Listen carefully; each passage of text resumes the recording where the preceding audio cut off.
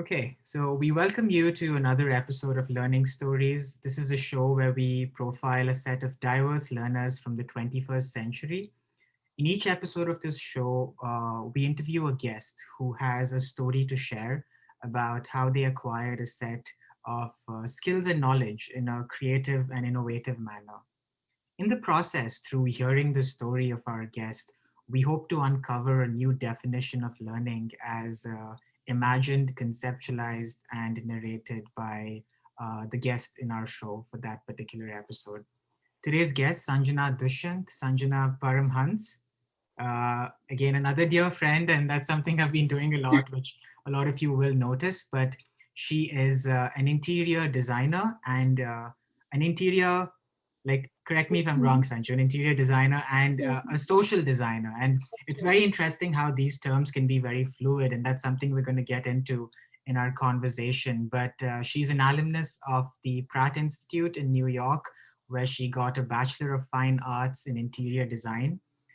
She's currently pursuing a master's in spatial design from the University, I've got it right here, University of Apart Arts from in yeah. London. And as a designer, she's got um, she practices as an interior designer, and she's worked on a variety of commercial, residential, and mixed retail projects. But Sanju, like, and that's something I refer to her because we've known each other for a really long time. But what really stood out to me, I was looking through your website, and I was looking through all the projects you've been working on. I really like the fact that you believe that design can enable social change, and that's Absolutely. something that's something I want to go through No, in our interview. Sorry, Sanju, I'm going to let you speak in just I'm so sorry. no, because there's so much that you've done. I want to make sure our viewers know like your background and where you're coming from, and then we can just dive into our little chat. So that was my little 2 seconds about Sanjana. We're going to be linking Sanjana's website that has her portfolio and all her research in the show notes. So if we do make a reference to any of that, it will all be linked in the show notes. So, Sanjana, thank you so much for giving us your time. And to get started, I know you are in the West Coast, I am in the East Coast in North America. So it's nice that, we get to touch base in addition to doing this interview. But I know you are an interior designer right now, right? But there's so much more to this stage. I mean, you've led a whole life. And I know we were in high school together for about 2 years, but you've been all around the world as a child, right? You've been to Tanzania, Uganda, Bahrain, Kuwait, and as someone that designs homes for a living, right? Your idea of home has constantly been changing and evolving. So tell us more about your childhood and what was Sanjana like growing up as a student, and what were her main influences then? That's I mean you touched on like the biggest I guess how I summarize how I grew up is that I just moved around a lot, and growing up I didn't like that at all. It's very daunting to start a new school, like make your place in a new school and stuff like that. But now I look back at it and I just feel like I should have treated it like an opportunity almost, because I got to see and experience so much that you really can't when you're just like traveling to places. Like what drew me to interior design, for example, I can trace back to moving around so much and not having this idea. Like, people grow up in one house their entire life. I never had that, but I still had this very strong feeling of home no Mm, matter where um, I was. And that was an interesting concept that I kind of wanted to explore, is how design makes you feel a certain way, right? mm, I was like, for example, when we moved to Bahrain when I was in the eighth grade, I'd never lived in the house that we moved to there, but like I fondly remember it as my home from this year to this year, because my mom, the way, like, I don't know, it was this certain thing. Like, obviously, we moved around, my parents didn't change, right? It just felt like desi- while the design of the house didn't have anything to do with my home, Mm-hmm. um, a lot of the things that my mom did and carried around with her made it feel like home, Mm-hmm. which got me thinking of what other ways does design affect your life, like, because I had always heard of designing homes as an interior decoration concept where you pick colors and you pick light and all of that, and that just didn't for some reason seem to appeal to me. Mm-hmm. I wanted to learn more about the form of the place and how you're walking around it, and does that make you feel a certain way. And so I ended up at Pratt Institute in 2012. We graduated high school together, and after We that, did. We did. and I met your sister at Pratt Institute, so that was like a constant connection at It Pratt. was, and I still remember that conversation we had where I told you my sister was also going to Yeah, the, but but Sanju, before we go into Pratt and your experience there, like what I remember of you, Sanju, I always knew you were very creative. You were always thinking outside the box, and but what were some of the things that you know you were curious about apart from design growing up? Because I know you studied science in yeah. grade 11 and 12, and I'm just curious. And apart from that, I know you would read a lot. You were interested um, in the arts. You were interested in so many other things. I want to know the Sanjana beyond her being an interior designer. Like, what were some of the things that you were curious about apart from just design?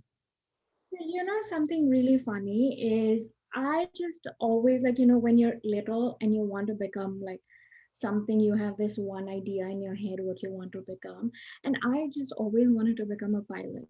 Hmm. Like, I don't know, I had no inclination whatsoever. I just wanted to become a pilot. And when you are like 18, you're not really thinking, you have a certain way of quick thinking, like you just which is something that I think is so great, which Hmm. I can't do anymore, is like I can't make decisions on the whim. I keep thinking of too many consequences as opposed to just going for it. And so, like, if someone would ask me why do you want to become a pilot, I think I would not have a response to it. It's just I just wanted to become a pilot. So I was in science thinking that's what you need to do to like become a pilot. And I struggled. I struggled so much. I was not cut out for it. Like it was a tough time for me. High school, the last 2 years, like when I was trying to do science, it was really tough, but I made it the other end. And that's when I look back and I was like, wow, that was 2 miserable years. I Yeah. don't think I want to continue doing that. And I really took stock of, what is it? Like, I remember that when I was taking a break from like studying like physics and chemistry, like, I was drawing a lot, I was Mhm. designing a lot. Um, and it's kind of cool, right? Like, how everyone says that if you do something you love, you're not really doing a job. So like, as like a 17-year-old, I was like, what is it do I love? And I was like, I love like taking break from like studying for school. And I was like, yeah, so what am I doing while I'm taking that break, Yeah. um kind And of thing. And I mean, another part of it was I feel like I never really got to explore too much more, like in school, because it was such a tight schedule that mm, I was, I just wanted to just try and do everything sure. on my own time. Yeah. It's just like, some people know what they want to do. Yeah. Um, I just knew what I didn't want to do. So I was working in a process of elimination as opposed to going Having that. directly. Yeah, I just didn't. And a lot of kids around me knew what they wanted to do, like, Sure. what they wanted. And it was an insecure position to be at already, when you're not, you feel like you're not doing well in school Yeah. and you don't know what you want to do in your life and stuff like that. So And, yeah, and that's something that the fact that you say it, it's something that all of us go through, right? At that point in our lives, we're trying to figure out things, but most often we decide to choose the path that seems the most ideal and seems like the one that most people are taking up. But the fact that you attempted to go through that phase and then you realize that that was not for you, I mean, kudos to you for actually going through that, because then you realize that this is not who you are. And sometimes that's important, you actually experience something, and that's when you really realize what is important to you and what isn't. And because I know engineering drawing was one of the subjects you had, and Yeah. I'm curious, I mean, was that like one of the subjects you enjoyed like a lot? Because I Yeah, know. that was actually the only thing that I said, okay, I need to take science, but like the one place that I can cut myself some break is this one subject that if I Mm, take it, like, I'm gonna love doing it. You know, so and and it will and make my load to study physics easier because I want to become a pilot, not thinking that I'm really choosing this entire thing for this one thing that I like. sure. Um, And was but there like an influence of auntie and uncle? Because I know them personally, and I know they're extremely supportive in terms of whatever you've done throughout your journey.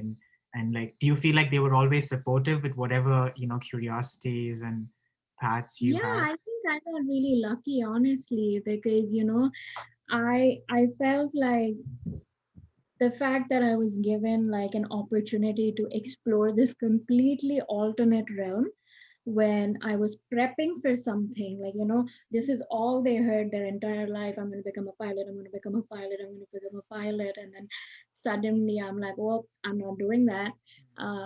Instead of going into like, what do you mean? You need to work hard. They were like, okay, like, why is it that you're not doing that? And I told them that, I feel like I do want to become a pilot and do the cool things a pilot does, but like I think I'm not gonna like really feel fulfilled if I do it. Like Yeah, I think I'm just and they were very, very understanding. And this was in 2012 where like not a lot of not a lot of people would travel to go to art school. yeah, yeah, Because of the costs involved in it. Like sure. I know like my parents were told or advised by a few people that if it is that she wants to do art and design, why are you sending her to such an expensive school so far away? Why doesn't she just test the water something locally first? Yeah, And they they were like, no, if this is what she's taken up that decision, that um, she this is wants what to she do wants to this. do. Yeah. That's And I got really lucky that way because I had no family in New York or mm, anyone in the US really. And when I talk to my friends right now, I hear their parents say that they decided to let their son or their daughter go to a certain school because there was family close by or something like that. Because it is a daunting task on the parents, right, to send yeah, your 17-year-old like halfway across the ocean. But I feel like my parents just after that bad phase that I had with school, just really like treated me like an adult almost. sure. Like, okay, if this is the decision you've made, you understand the consequences of your own decision and will support you either which ways, whether you fail or you pass. That's That and is.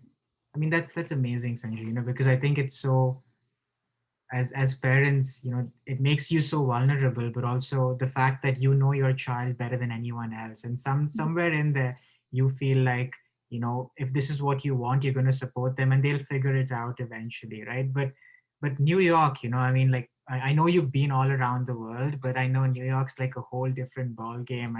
And Pratt is such a wonderful institute with so many creative people. But was it interior design right from the start? I mean, you always knew it was interior design, or how is the course structured, to get that conversation started? No, so I actually joined as a communication design major Okay, because I just thought that's what I wanted to do. But like our first year is foundation year, got it. which basically no matter what design degree you're doing, whether you're doing communication design or interior design or photography or industrial design, whatever it is, you have to do this common foundation year. Mm, uh, where you pick up on like the most basic skills, which really again was the same thing that I was wanting. Like I didn't know where I wanted to go, but I just wanted to figure out what I didn't want to do. mm. So having like that foundation year kind of gave me an idea of the directions that I was interested in. And so I just took a step after the other. Every Nice. time I found out, whoops, that's not what I like. Okay. And then I get here. And then so it's never been like I always say this to everybody also, like, yeah, so often that we keep like thinking about exactly what it is that we want and charging there, that we're just not discovering all these different paths that we could Yeah, and take. And so through foundation year, I was like, I've been enjoying these interior design classes a bit. I didn't have an interior design class, but like, I had a class about color and perception and all of that. That sounds like an interesting thing. And I hadn't lost any time, right? Because I was still in foundation year. So before I finished foundation year, I just changed my paperwork to like from communication design to interior design. I obviously look back and think like, what if? mhm, But I think I would have found something even then. Like, nice. I would have done something even then. I don't think it was, thank God I left that and came here or whatever. I feel like at just that point in time, I felt more inclined towards something. And so I just took that decision. And but then what I see as I'm listening to your story, Sanju, it's nice how it's also not very easy to make those changes, right? From moving from your interest in science and being a pilot to, getting into art school, and then in that foundation you're, realizing you want to do communication design at one point and then jumping into like another domain. But those sudden shifts are so important to make because sometimes it's good to miss the bus if that's not the destination you want to go towards, right? Because as young people, we feel like we need to get on every single bus and achieve every single milestone. But I understand everyone wants to lead a good life and be comfortable, but there are different ways you can get to that same target. And the fact that you were so open and flexible, I feel, made things work in your favor overall. But I'm curious about that foundation year. Was there like a professor or a class that you took that maybe got things going? And Sanju, before you go on to that, do you by any chance have like earphones or something? Because there's a little bit of like Is there sound. static? There's some of it. Okay, I'll just get. Can Sure. I just walk out for a Yeah, second? you can, don't worry.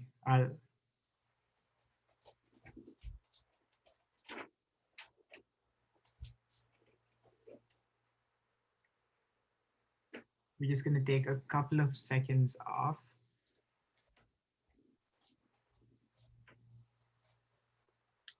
I'm sorry about that. Oh, no worries at all, Sanju. This I'm so jumpy now that I know you're gonna take this little bit out. but it's nice to see everything you've set up in your room, Sanju, because I feel like you probably be most critical with your I own room's design. So I feel like the lighting and everything in your room seems like you put a lot of thought into it. Unlike me, it's just a bunch of things. No, I was just like, there's a whole lot of big mess over there, so I'm like, just move the camera this way. That's funny. But yeah, we Okay. were we were talking about your foundation year, and was there a course or a professor that really got you thinking or in Uh, I feel like being in New York was a big part of it. Was not just what I was studying, but I was just exploring this new city by myself. And like, things that I was not used to growing up as a kid in Bahrain, like going to exhibitions and like uh, at the age of, I had never done that before I got to, well, before I got to like New York. So I I got really inspired by all of these like experiential exhibitions that I would Mm, see, where it's a really cool concept where like you can almost walk into like a warehouse or something like that that is completely converted uh, into an art installation, but that art installation is meant to like meant to be an experience or have an or like get an emotional reaction from you. Mm. And so I remember like for one of my classes, it was a video class and I was really interested in like taking and editing videos and stuff like that. It was an assignment, I think, about like just recording. It was a movie that I had to make, and I think the concept of my movie was that everything that makes me happy, I'm just going to take a video of that Mm-hmm. throughout the day. And this, I did it for a whole week, and I realized that every time I pulled out my phone, because I was happy to take away recording for that assignment, was in all of these like interior spaces and exhibits. And like, you can hear me in the recording saying, oh my God, this feels so good, or like, something like that. And and and interior design at Pratt wasn't like specifically targeted to that, right? It was just interior design in general. But I thought that was the closest step I could take to like getting into that realm, and perhaps like make that my specialty, you Wow. know Mm-hmm. so I mean that's that's an interesting segue because what you said about New York is so it's so true because I've got a chance to visit it a couple of times because my sister stays there, and I think there are so many museums, so many cultural spaces. And I remember this exhibition by this performance artist called Marina Abrahamovich, where all she did was sit in a chair and look at another person, and 200 people came and they were sitting there, and I'm just thinking that all these things get you thinking in so many different directions. And I feel like the fact that you would walk around the city and look for inspiration is actually so beautiful because in a lot of ways the work we do is applicable in different contexts. And you were going into spaces and looking at how people were reacting, because when I was looking through your work, Sanju, I realized that interior design is about so much more than just putting a couple of things together. Like a table has emotional value to me, and that's why it goes there. And I was looking at two projects you designed, which we'll probably come into later, but like one of the briefs in one of the project was the family really liked social gatherings, and the other one was they wanted something on a budget. So you really have to consider both these briefs before you jump into sort of what you want to design. And I feel like you were training to get that sort of emotional sort of understanding behind design when you were in these early years. But tell me more about the second, third, and fourth year, Sanju. I mean, what is that? Because a lot of the people listening to this are students and they're curious about what the structure of art school is like. So that would be really helpful. right. So you know how we were talking about like in hindsight, it was good that I missed the bus and stuff like that, right? Mhm. But at that point in time, it's also like one hit after the other, right? Like your parents start getting concerned, like, hey, what's happening? But really, it's just normal. You're just finding yourself, and I'm thankful that I stopped and changed directions as many times as I did because I feel like I've landed in a comfortable direction now, you know. But like I just wanted to add that to like saying that it is good to like take note of what you're feeling and change direction that way, but it's not it's gonna be difficult. Like there are other factors, like you start wondering if you're wasting your time, or is it just you who cannot figure this out and stuff like that. So it's not easy to navigate through those feelings while trying to find yourself. Mhm. But second year I moved to interior design finally after my foundation year, and second year was fine. I was just understanding like new concepts and new language. Really, I had never like, it's not like I was looking at interior design all through growing up. So like the way it was just like a one-on-one for me, like a one-on-one. I was just learning everything that I could, and I think a reason why I was learning everything that I could was because that was the first indication to me saying that I might be liking this, Mhm. because I just wanted to keep like taking more classes and find out more and stuff like that. But I guess third year is where I really realized that, uh, this is bigger than the emotion behind this is bigger than just finding like a job or like what interior design is. I was just shocked. I was like, oh my god, like if I design something, I can make you feel happy. Um, or and that's when I started taking stock of what it is that I want to do. I obviously have to pay my bills, so like I have a 9 to 5 job where I do interior design. I do a lot of commercial work. Lately I've started, like, because of the pandemic, how we move around our house has completely changed, so I've had a lot of like thinking for my clients about their shifts in their behavior and how the house needs to accommodate Mm-hmm. them. But on the side of that, I was like, if I just take all this focus that I have and I put it on something streamlined, I can do some good. Nice. So I was like, while I can make people feel happy, can I make them feel safe? Can I make them, if someone's not feeling good, like, so I started researching all of this, which got me to like my first project really, which was the refugee shelter that I designed. Mm-hmm. And that's when I reached there, that's when I realized that, okay, this is it. This is what I want to keep doing. And I felt that for the first time, like Mm-hmm. almost ever. So after that, it's just been about continuing to build on that.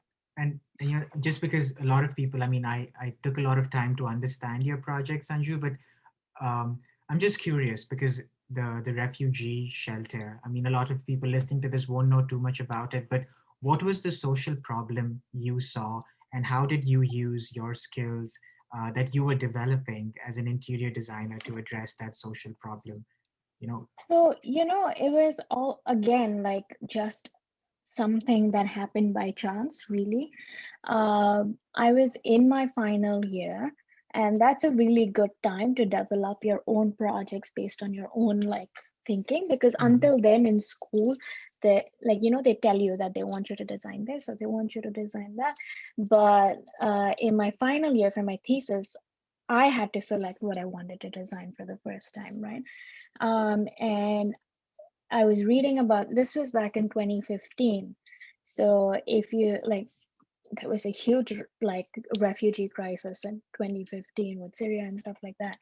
And so I was having a conversation with somebody, just catching up on the news, and they're like, I saw this article that that had photos of everything refugees carried with them Mhm. from their own country, and they were just allowed to carry a bag because they had to make such a long trip. And then I was Mhm. like, oh my god, like it's like when I it just tugged it just tugged a string in my heart where I was like, there is no sense of home, there is Mhm. no sense of safety, like, you don't know the language. So I was like, you know what, I'll design something. I want to understand this better, I'll design something.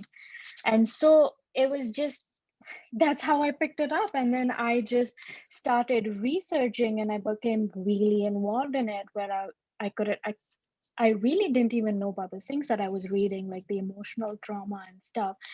And and so I was like, I'm gonna design something that provides a sense of permanency uh, to people traveling. And like, I understand all the restrictions, I understand the cost, I understand the time needed to build it, but I'm sure there's a better solution. And if there isn't a better solution, I think I'm gonna just try to find a better solution. Mhm. And so that's when I started like designing the idea of designing a shelter for refugees. And I did that for a whole year, so it was a lot of research. uh, but it's when I realized that, when I was doing, like, I was emotionally invested in something. That's what kept me, like, I felt like that's why I became a designer, Wow. you Wow. know And was there like a research process you adopted, Sanju? Because I know design thinking is something a lot of designers talk about in terms of, understanding the issue, like empathy, then you define, ideate, and prototype. So Was that what you sort of adopted? Yeah, so for me, it was such a current topic that I was almost reading about it every day, right?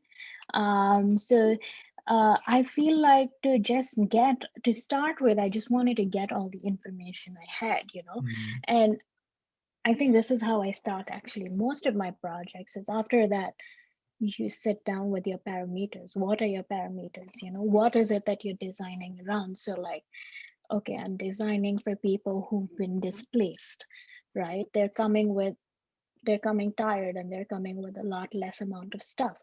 And mm, then I'm thinking if people are displaced, they definitely want a sense of community, right? So I have my two parameters there, like a home for the displacement while creating a community. And then, you keep trickling down that. And at least for me, that's my design process. I reach a point where I've reached a certain set of parameters that just then involve me like trying to put this puzzle together.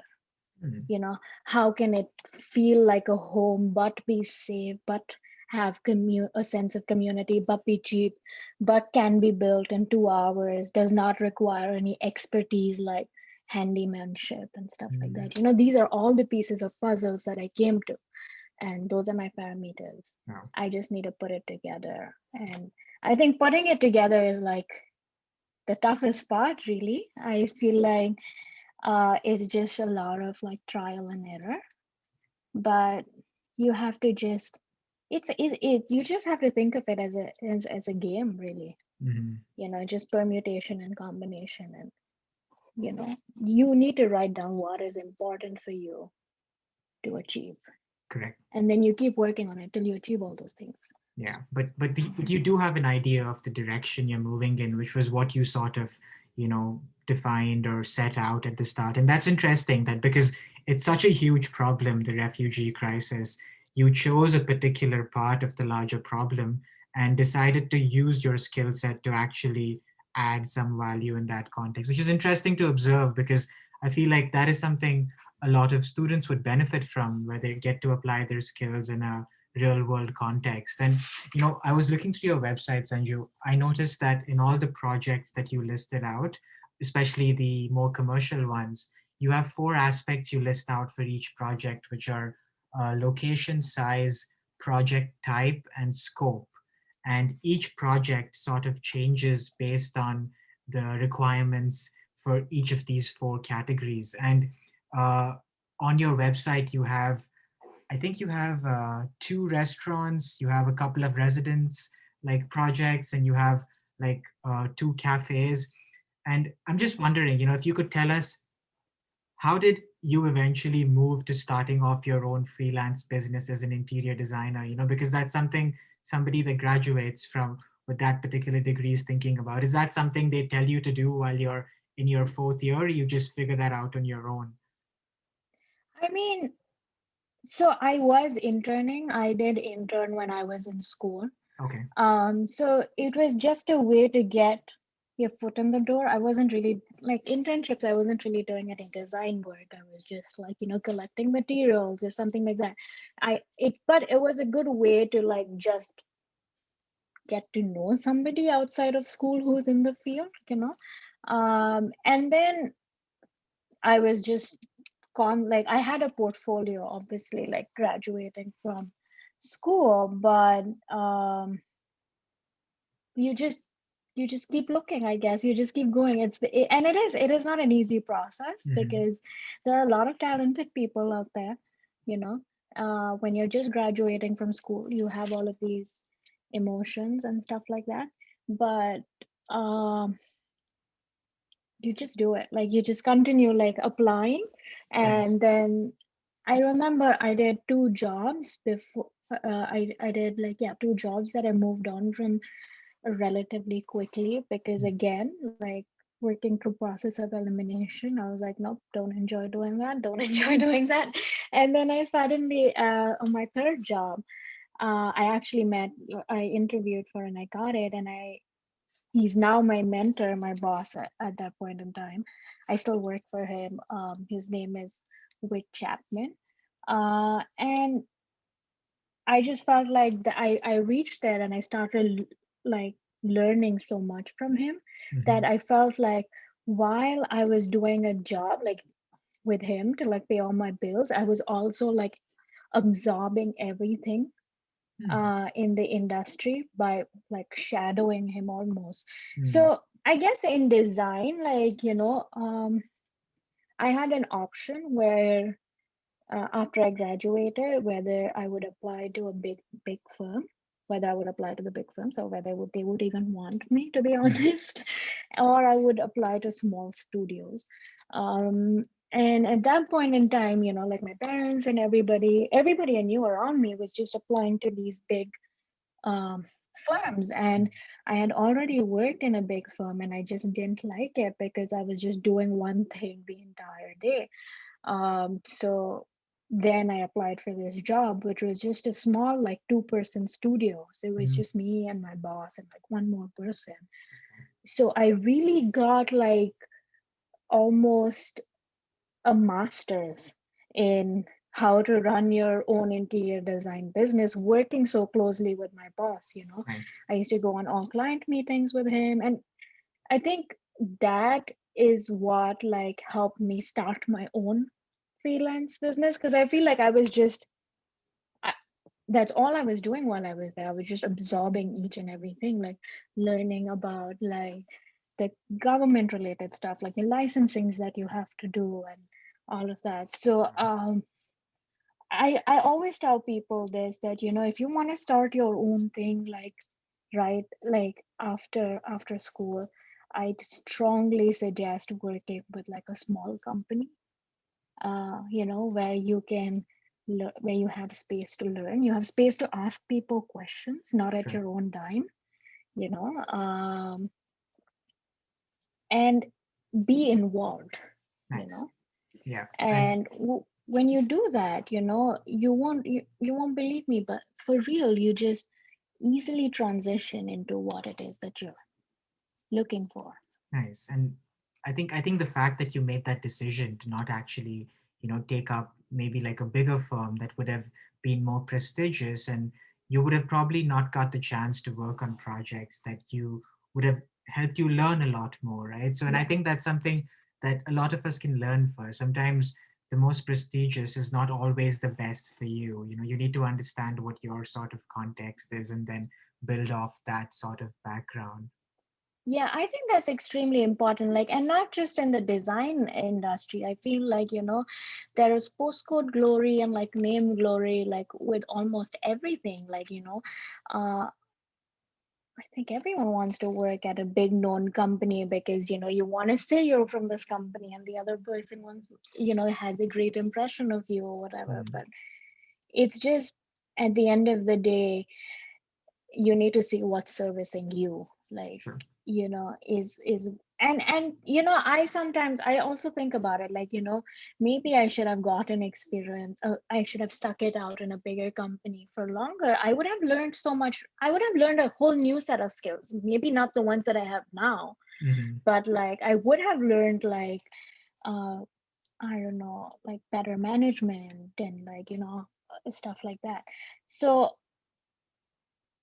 what I always say that, I was telling Utsav this the other day that you don't have to decide what you're doing. Hmm. I feel like there is so much emphasis on what you're going to do in the next 5 years or what you're going to do in the next whatever, what it is. You don't have to decide on your goal. You Hmm. just have to decide on your direction. Sure. So I worked at a big company and I didn't enjoy it. And so I was like, okay, if I'm not enjoying it, I have to do something. I can't continue doing this if I'm not enjoying it, right? And that is why I made a change. And that's really been a pattern now that I am speaking to you since I guess I graduated high school. Like I just take note of things that are working for me and things Hmm. that are not.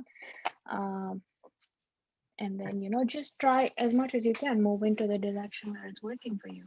That's amazing, Sanju. I mean, I don't think I'm as brave as you in terms of making those changes, but But I I feel mean, like you and I were the two people who were like, changing stuff up. So I feel like you're pretty much on the same path. that's true. You have been in your process of elimination as well. We've spoken about this before. We have, and yeah, you could say so. It's just in a different path, right? Which is Yeah. maybe why I'm not able to look at it that way. But I agree. I think, knowing what is important and what is not important to you is something that you need to figure out, but also be able to say that if this is not for you, just take another path, and that's completely Yeah, all right. but another thing of it is you will not know what you like or what you don't like unless and until you're actively doing something.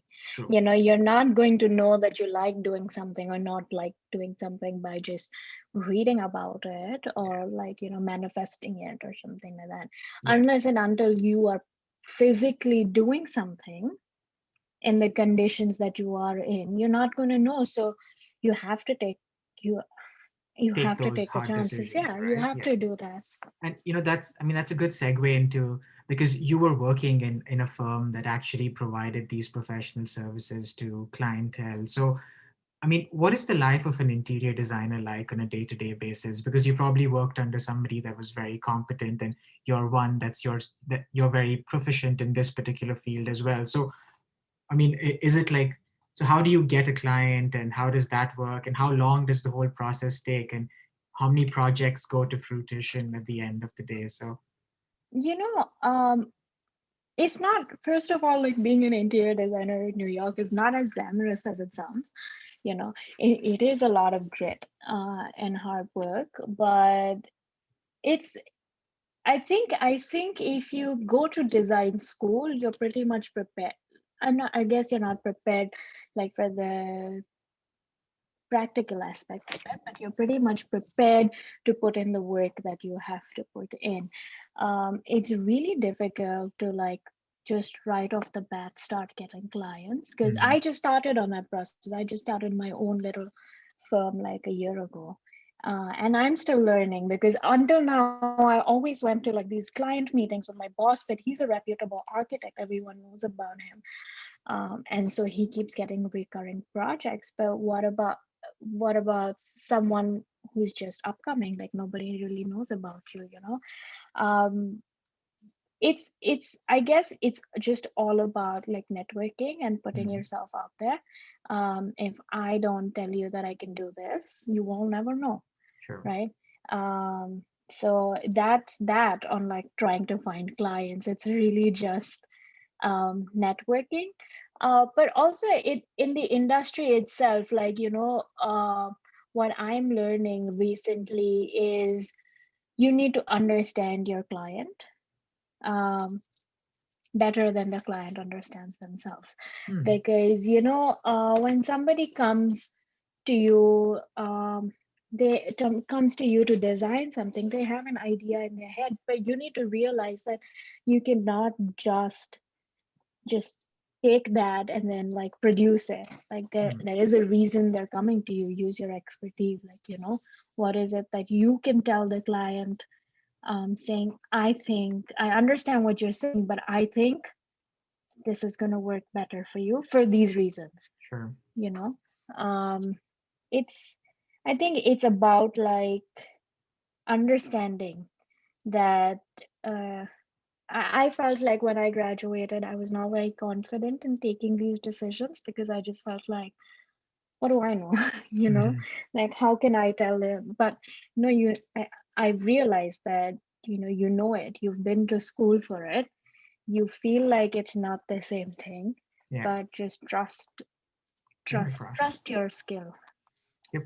Um, And sometimes you need to back yourself up even if you are scared, right? And insecure. yeah, And I think all of us go through that phase. But then if you do have the training, there's no reason you can't challenge yourself and grow in that sense. exactly. You need to remind yourself that you have the foundation for it.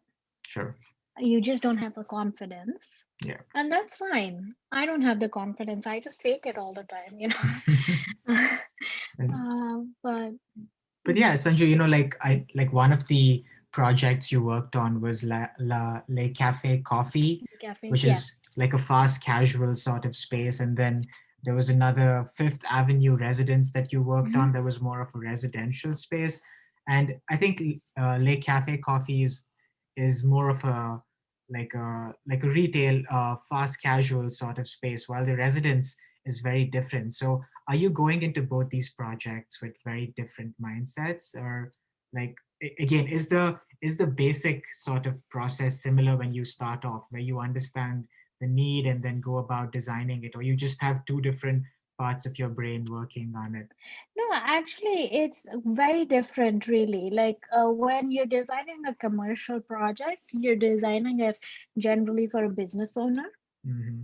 It's not that personal. It is personal, it is personal where it is like, let's say, someone's first cafe or first restaurant. It is personal, but they're taking business decisions, you know, as opposed to when you're doing a residential project. It's a very private experience. It's a lot of emotions. People want to hold on to things. People want to feel a certain way, where you cannot like uh, put a statistic to it saying that I think this way the flow will be better when someone's emotionally not feeling that way.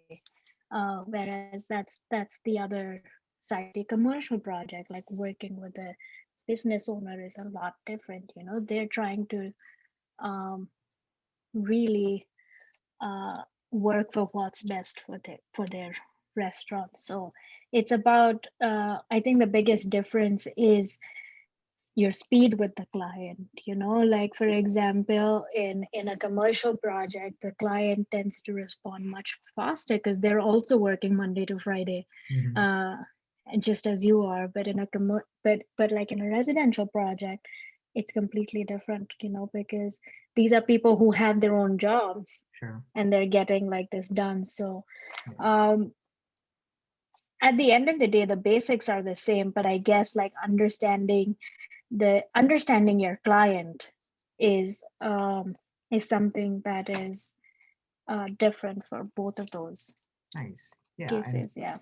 And yeah, I mean that's interesting because you give us an insight into how both of these things work. But a very important part of your life as a designer, Sanju, I know is your research that you conduct on the side. And I think it's amazing that you stayed in touch with um that basic vision you had when you were an undergraduate student, that design can actually lead to social change, right? And I looked at your interview in the I think it was the Brown Girl magazine, where you were the profile for the month, Yeah. and you spoke about how you believe that the way humans interact can actually tell you a lot about what they want in a particular space. But you also spoke about your belief in the power of design to create social change.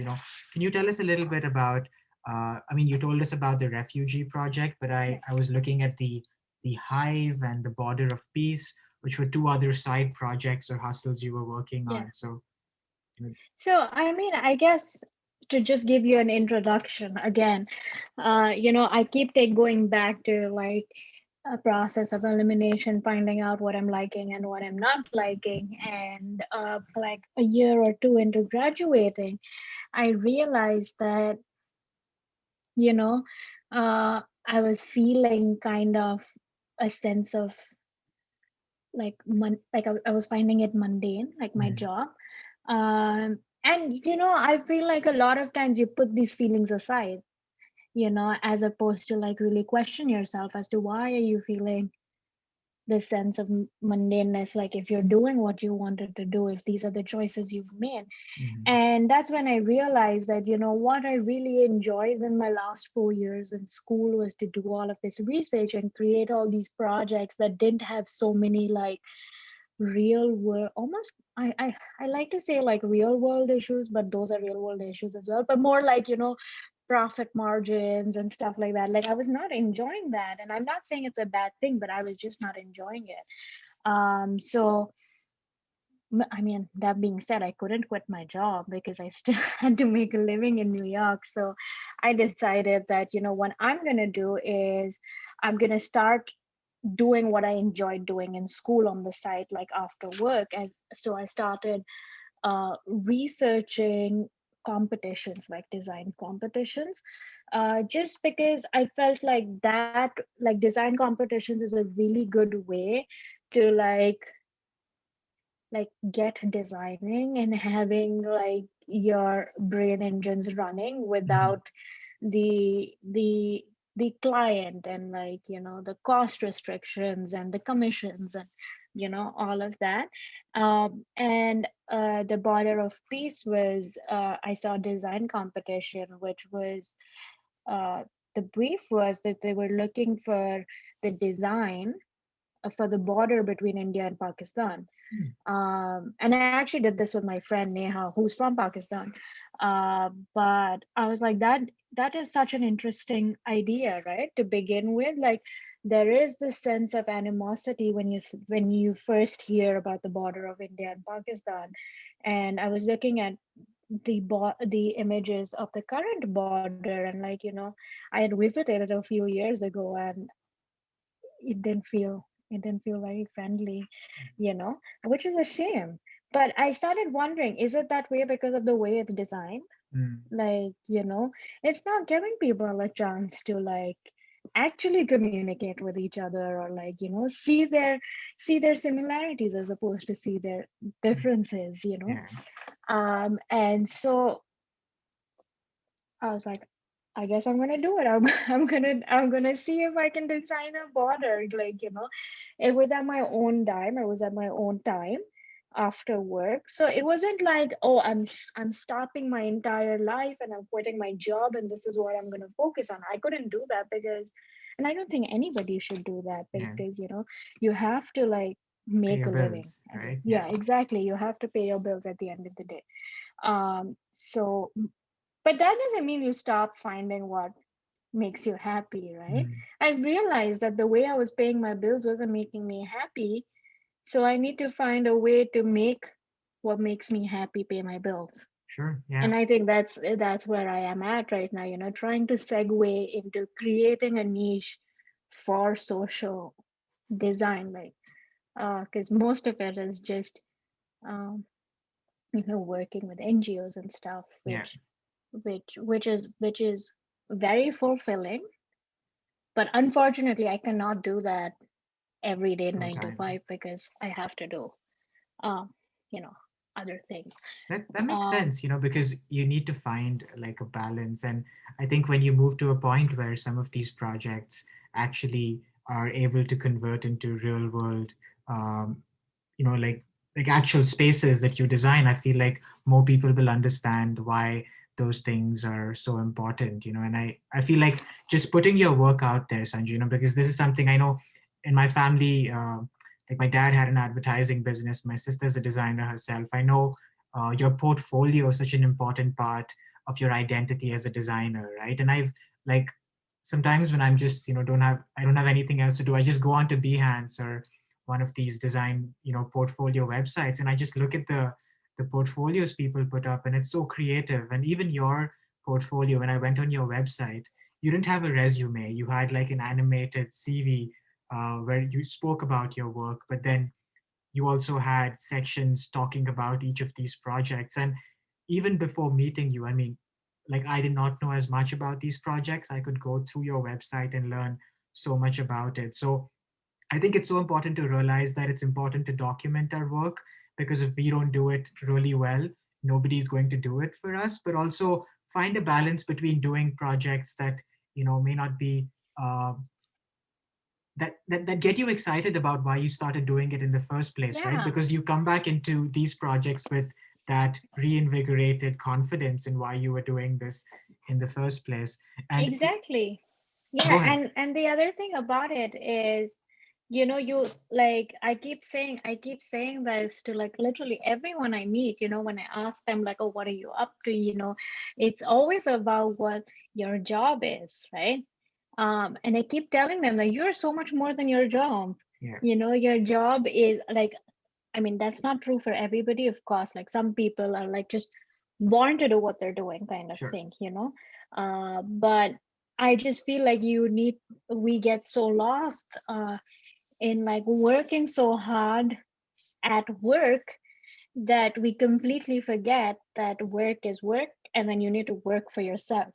Sure. Yeah. You And need to fuel yourself, not just with relaxation and movies and stuff like that, but the amount of effort and time that you're putting in to create for work, if you put like one third of that time in creating work for yourself, it's going to be 100 times more rewarding. It's going to take you to places where you want to go to. Mm, But I feel like, the work culture is such that it's so easy to like let that go away. It's so difficult when you're working like a full-time job, like that you just want to relax after work, or and that's fine, like mm. obviously, like I'm literally relaxing all the time that I'm not working. But about like asking myself that I did this for work, and what did I do for myself, you know Yeah, and what did I do for my interests, and yeah. you have to keep that going. And it's not just the projects in Sanjana's website, like something that like a funny story I have to share. I had visited New York, I think 2 years ago, and we were walking along the Dumbo skyline, and I think we saw a window there, and Yeah, I'm like, that window is so pretty. I wish there was like an Instagram handle that just spoke about, like, because the humans of New York, and I'm like, yeah. what about the windows of New York, and then I go back to wherever I was. I think I was still in India at that point of time. But then one day I see this Instagram account that opens up called The Windows of New York. And who's creating it? It's Sanjana. And she's got like posts about. So I feel like you're not just saying this because, but then you are genuinely curious about, spaces and the way things are designed and what they represent. And you really follow these curiosities into Yeah, projects at the small and large scale, which is amazing, right? sometimes they lead you nowhere, and that's fine, right? It's just what Yeah. you're doing for fun. But Sure. sometimes they really lead you to unexpected places, like when we have that conversation, and I was like, that is so true, because I'm always walking around looking out windows. And like sometimes I know play like the streets near my house, by the iconic windows, like they're not iconic in any sense, they're iconic to me. uh and I was like, I'm gonna do it. And I was like, I know I reached out to you, and I was like, I'm gonna do it. And then every time I went out for a walk, I was thinking of you, like, he might like this window. Let me just capture this. I was like, That's so if funny. the only person who sees this window is you, that's completely fine with me too, because I know you have an interest in windows, and I have access to windows, I guess. And you never know where something like that will lead to, right? Yeah. You just follow your curiosities, and it's important to do it as adults. Children would, I mean, if we were talking to a little child and they did this, be like, this is the most important thing in the world. But as adults, this is like, why are you doing this? It's not related to your work, and this is not. But then I think it gets you curious about the world around you again. It makes you see things, right? And see, and that's what I want to probably, maybe end this interview with, Sanju, because I don't want to take too much of your time, but That's I fine. can go on talking to you about this forever. But seeing things as a designer, I think that is a skill, right? And that's something that you spoke about, when you moved to New York, you were going into different cultural spaces, you were in all these courses at university, you got a chance to intern with a big firm, a couple of small firms, and you're constantly seeing different designs, different ways of being, different ways of what it means to be a good designer. So, were there any other interior designers or books or films or journeys that you have taken to other countries that you feel influenced your perspective as a designer or an interior designer or a social designer? So maybe it could be two recommendations of a book or two designers that whose work we can follow up on building on Yeah, yours. for sure. Like I always say, like my favorite architect whose work just inspires me at all times is this architect called Shigeru Ban. Mhm. And I think I may have even spoken to him the last time I spoke to you, because I always geek out about this. But he's also in the same realm of architecture and designing for social good with sustainability and stuff like that. So it's really good. But like, you see his projects, and you realize how big the world is, and how many opportunities there are, and how many different things they can be. Like, why Mhm. does a house have to be four walls with three windows? It could be a shell and a shell and a shell, or Mhm. it could be made up of paper tubes. Like, why not? But you know what I think? as a designer motivated me the most. Like, there is a part of me where I see all these big architects and designers and get really excited by the work that they're doing. I get really excited to see it.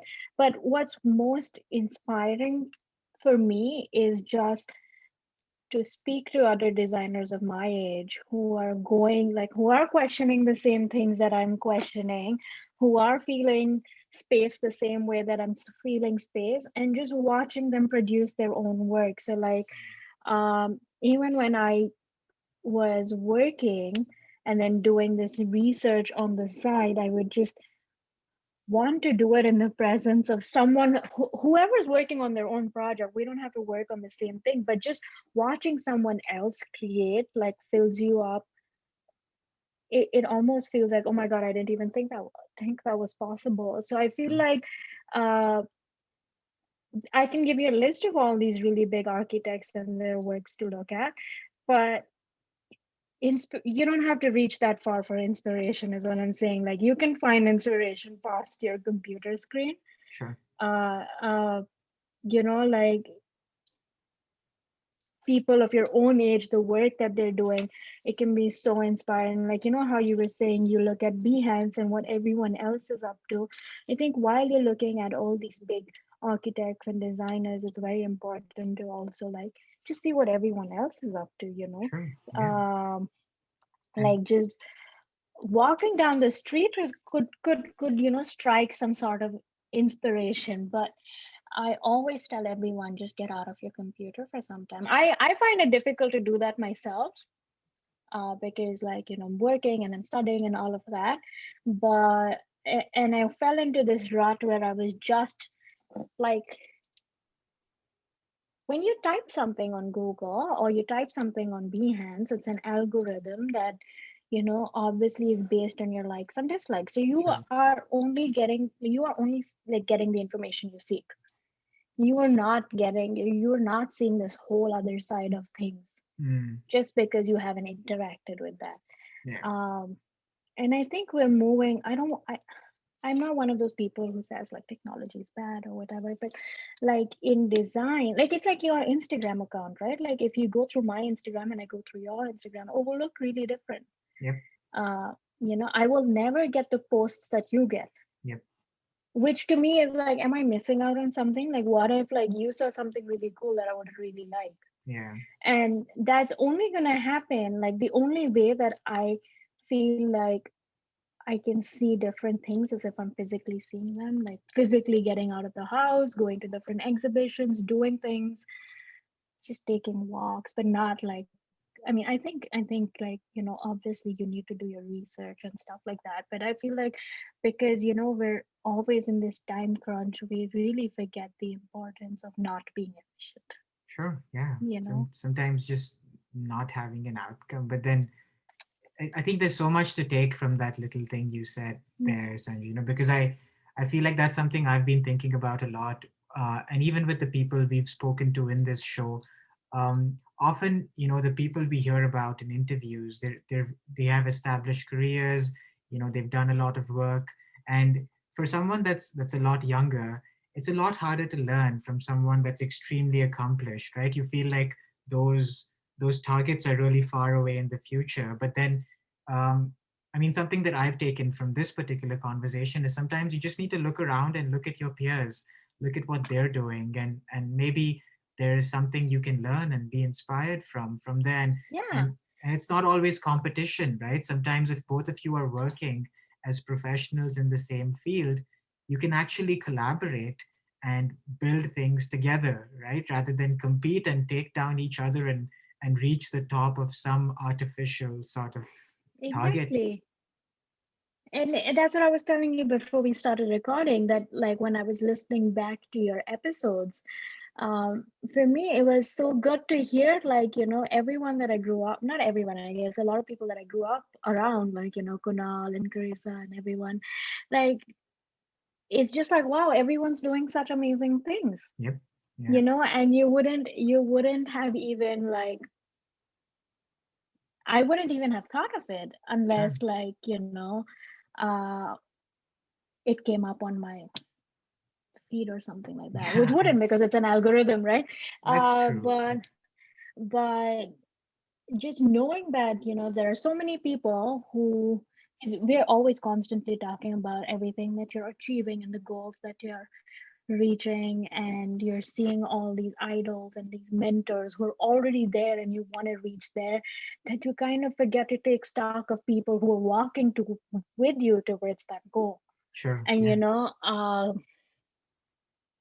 you can make beautiful connect you don't know how your life can change when you make these beautiful connections with people who are like figuring out the same thing as you. So like for students, as important as it is to like have like a favorite architect whose work inspires them, or like it's so I feel like I learned so much. Like even now, like I think about like my time in studio in school, and I used to think about different people's working styles and the stuff that they would come up with. That if I could give myself some advice, is to just go back and look at them longer, like try to learn from them, and try to like understand what is their thinking, because Sure.